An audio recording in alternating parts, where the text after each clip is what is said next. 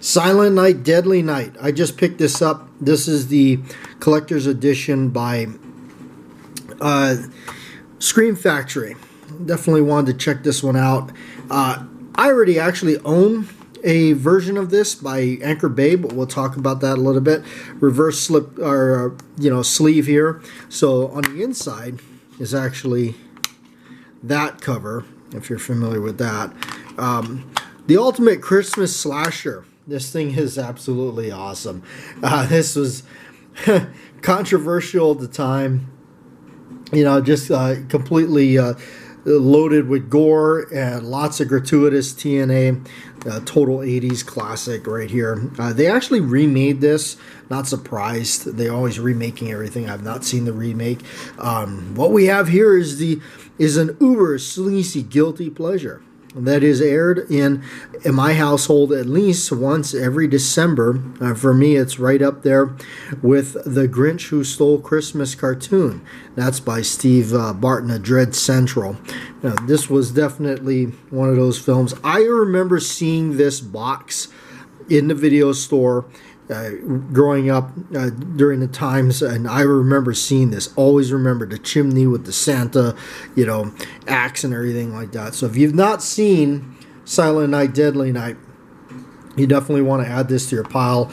It is Christmas time, and just because we're done with Halloween, we're not over with the horror as Silent Night, Deadly Night. Now, all right, for the Scream Factory review, here you have disc one has got the theatrical version, which is a new HD transfer from the original negatives.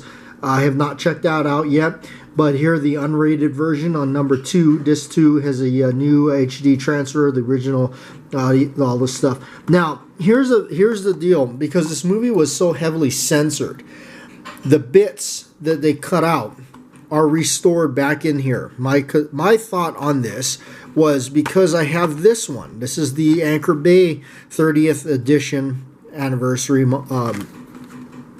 Now, there's the disc. Obviously it's got that on there, but really, what are you getting? I'm going to tell you right now, if you already got this version of it, you don't really need to spend the money and get that, because they're really the same thing.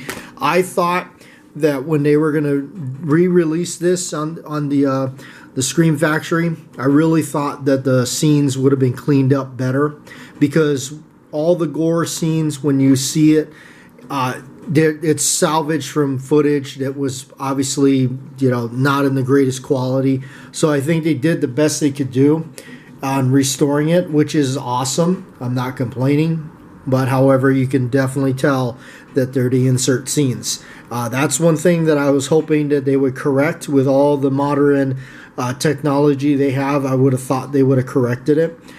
Similar to the ending of Taxi Driver, how they desaturated the color. You would think that they would have the capability to restore it. If you can make a black and white movie color, you would have thought they could do this. But anyway, that's the end result of it. So if you already have an original version like this that already has like the two that have been put back together, you don't really need to bother with that. But anyway, it's still a fun ride. I'm still glad I own it.